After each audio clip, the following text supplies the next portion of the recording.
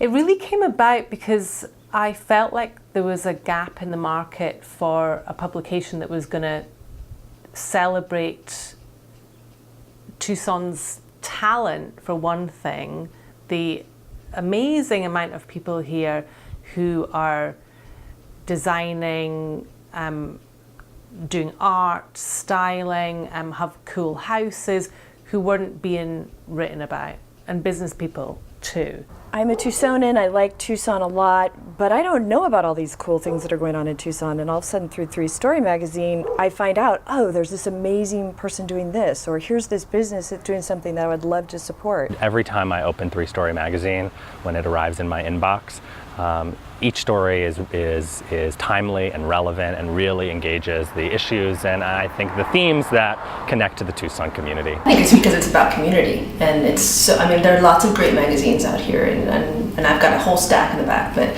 I mean, I can open yours up and I can learn about people and local people here in town that I never even knew about. And it's about the little jewels that we have that we didn't know, and now you bring that in. It's like, wow. I mean, this is why we fell in love with Tucson 10 years ago. I also find it to be very creative, easy to read, love the layout, and I love the different elements that it hits on that all kind of tie together as this reflection of what's happening in the little old pueblo. I think you find very interesting places in Tucson that are sort of secret, that you don't know about, and it's pretty exciting. Very quickly, we discovered that there were artists as well out there, and business people who were of interest, and personality profiles started appearing, and arts and culture coverage increased. 3 Story Magazine almost directed us that way. Like, here's where the interesting stuff is. So it's design, style, architecture, and the arts. The arts is now a big bit of it. So much so that we changed our tag from At Home in the Desert to Desert Cool Urban Hot. I'm pretty aware of things, and you're coming up with things where I'm like, what? How did I not know about that? Or really, that's amazing that we have that happening here. Or, you know, there's a shop like that, or there's a person doing these things.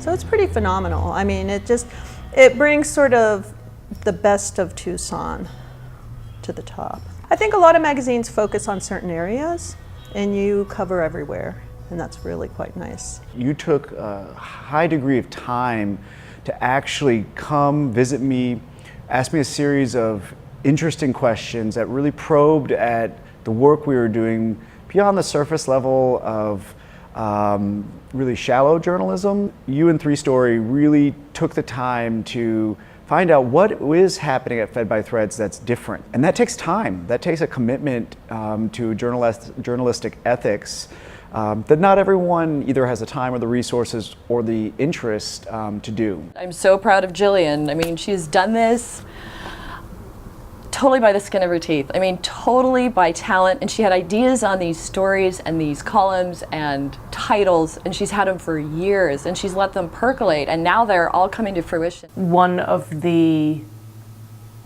rewards, I guess, for me is people who I feel are in the know in Tucson coming to me saying, I didn't know about this person, or this is the first time I've heard about this arts festival or event.